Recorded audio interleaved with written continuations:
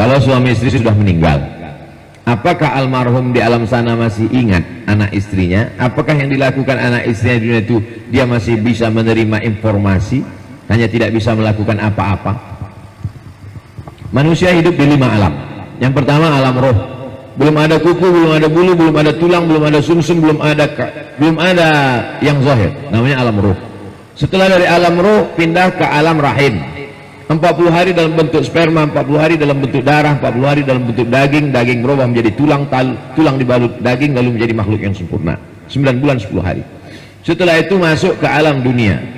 Setelah dari alam dunia 63 tahun. Kata Nabi, umur umatku baina sittina wa sab'in, antara 60 70. Habis itu pindah ke 4 alam barzah. Di alam barzah ini yang paling lama. Yang meninggal, bayangkan Gajah Mada udah berapa lama di alam barzah? Yang meninggal tahun 1000, sekarang 2020, berarti sudah di alam barzah 1020 tahun. Jadi begitu bodohnya manusia mempersiapkan pensiun tapi tidak mempersiapkan alam barzah. Alhamdulillah Pak Ustaz, untuk pensiun sudah siap, 100 ruku sudah siap, tapi alam barzah belum siap apa-apa. Padahal pensiun sebentar, bahkan tak sampai pensiun sudah meninggal. Sementara alam barzah 1000 tahun menunggu hari kiamat. Yang kelima alam akhirat. Kelima-lima alam ini kita hidup. Alam roh kita hidup, alam rahim kita hidup, alam dunia kita hidup, alam barzah kita hidup, alam akhirat kita hidup. Kita tak pernah mati. Yang ada itu hanya berpisah ruh dari jasad. Dan tidak ada roh gentayangan. Orang yang mengatakan roh gentayangan itu terlalu banyak nonton Suster Ngesot, Sundel Bolong, Nyiblorong. Jangan sampai kita ceritakan ke anak-anak kita. Jadi kalau Abdul Somad meninggal, ruhnya di mana? Ada beberapa riwayat. Riwayat pertama mengatakan ruh orang baik tempatnya Illiyin, ruh orang jahat tempatnya Sijjin.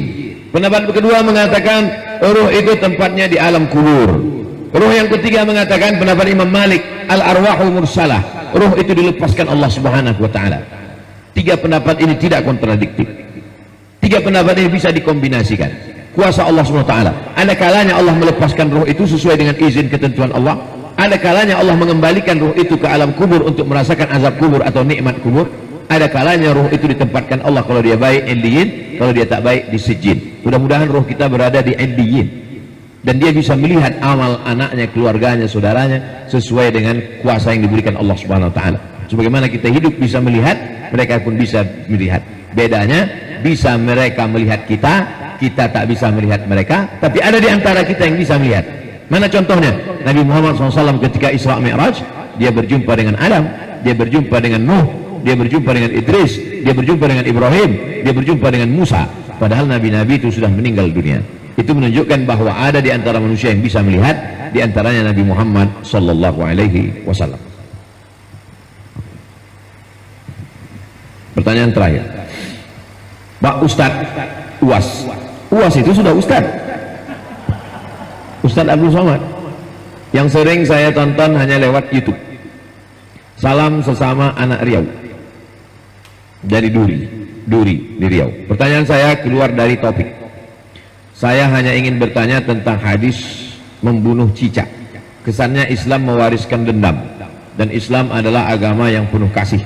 Bagaimana menurut Pak Ustadz?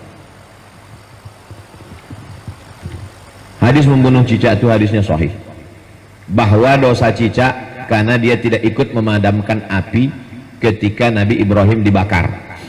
Burung pipit ikut meneteskan setetes air, lalu kemudian kata yang lain, burung pipit, kenapalah kau teteskan air, toh tidak bisa memadamkan. Burung pipit menjawab, aku teteskan air saat Ibrahim dibakar, tidak bisa setetes air itu memadamkan, tapi paling tidak nanti di akhirat ketika aku ditanya Allah, apa yang kau lakukan waktu Ibrahim dibakar, aku ikut meneteskan air, walaupun tidak bisa, hanya sekedar menjawab pertanyaan Allah SWT.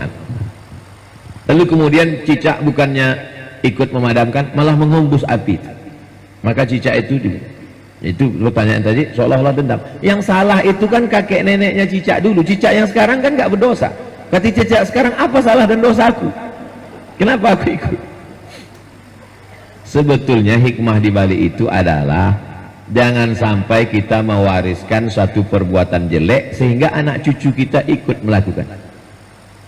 Tak perlu saya sebut nama, tak perlu saya sebut profesinya, tak perlu sebut orangnya. Berapa banyak perbuatan jelek yang dilakukan kakek nenek moyang kita dulu, lalu kemudian anak cucunya ikut terimbas. Dalam Islam tidak ada khusus untuk manusia, bukan binatang. Wala taziru waziratu wizra ukhra. Dalam Islam tidak ada dosa warisan. Orang tidak memikul dosa orang lain. Tapi bahwa orang melakukan perbuatan suatu kesalahan, nanti orang akan, itu siapa? Itu anak yang cucu koruptor itu dulu. Itu kena. Kita ambil iktibar pelajaran dari situ. Ini cicak, ini binatang. Masalah membunuh cicak, membunuh itu karena kotorannya.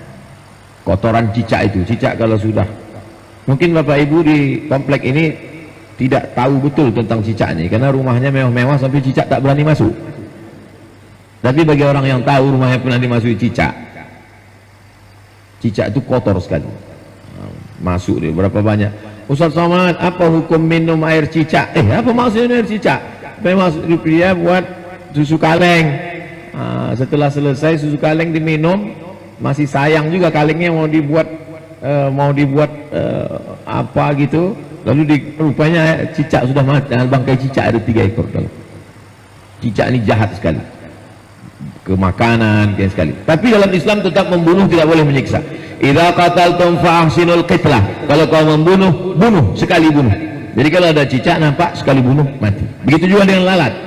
Lalat mengganggu sekali bunuh mati. Jangan gara-gara cicak kakek moyangnya dulu tidak ikut memadamkan malah mengembus lalu ditangkap, hari ini kakinya dulu potong, besok kaki satu lagi. Tak boleh menyiksa binatang. Binatang sedang sholat boleh membunuh binatang. Allahu Akbar, nampak ada binatang, uqtulul aswadaini fis shalah. Bunuhlah 2 binatang fis shalah, walaupun kau sedang sholat boleh. Apa itu yang dibunuh dalam sholat? Al-thu'ban, al-af'a wal-thu'ban, al-af'a wal-aqrab. Al-thu'ban wal-aqrab. Thu'ban af'a artinya ular, aqrab kalajengking. Boleh membunuh 2 yang hitam, ular dan kalajengking. HP hitam tak masuk. Ya, nanti jadi alasan sholat matikan HP. Kenapa? Bunuhlah 2 yang hitam. Salah satunya handphoneku ini. Bunuhlah 2 yang hitam walaupun kau sedang sholat. Jadi saya mau menjelaskan bahwa hadis tentang membunuh binatang tidak hanya pada cicak, ular, kalajengking, lalat, lalu kemudian ini termasuk cicak. Nah, jadi pemahamannya secara umum. Jadi Islam tidak mewariskan kita menjadi pendendam untuk membunuh hanya sekali pukul mati. Itulah yang dapat saya jawab, yang saya sampaikan. Mudah-mudahan bermanfaat dan bermakna. Pertemuan kita ini mendatangkan barokah insyaallah. Amin ya rabbal alamin. Jazakumullah khair kepada Gurunda atas semua pertanyaan yang Masya Allah, Tabarakallah. Mudah-mudahan bermanfaat untuk kita. Sebelum kita tutup dengan doa, ini ada saudari kita yang ingin memeluk agama Islam. Ustaz Somad, Pak Bobi bisa dibantu? Boleh?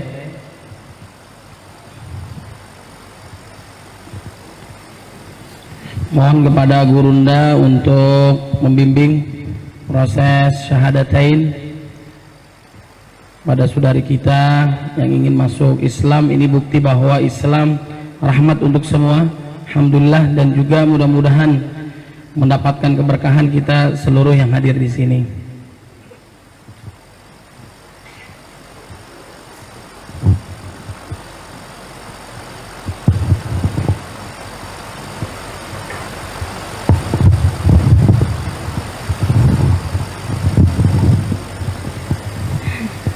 Pegangin aja. Ya, kembali aja. Oh ya.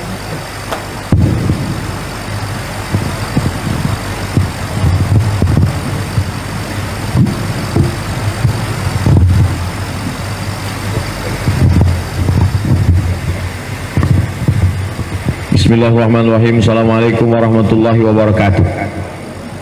Alhamdulillah rabbil alamin, wassalatu wassalamu ala asyrafil anbiya'i wal mursalin wa ala alihi wa sahbihi ajma'in.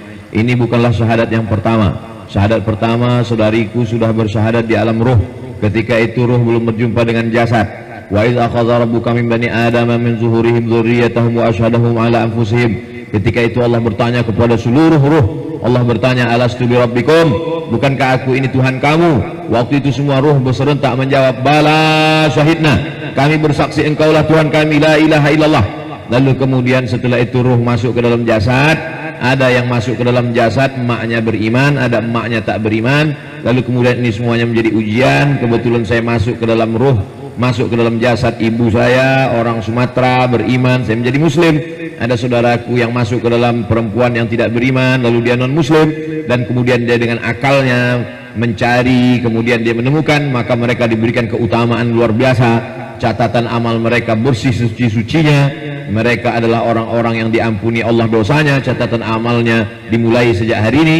Maka saudara-saudari adalah sejak bersyahadat ini nanti menjadi bagian dari saudara kita. Selama ini saudara kita sebangsa setanah air negara kesatuan Republik Indonesia, sejak bersyahadat maka ada dua ikatan kita. Satu saudara senegara, setelah ini nanti saudara seiman dan seislam. Saudari Florensani Arungbone, apakah masuk Islam ini murni karena diri sendiri, tidak ada paksaan dari pihak manapun? Ya Pak Ustadz, ini murni dari hati saya. Bersedia tanda tangan materi 6.000?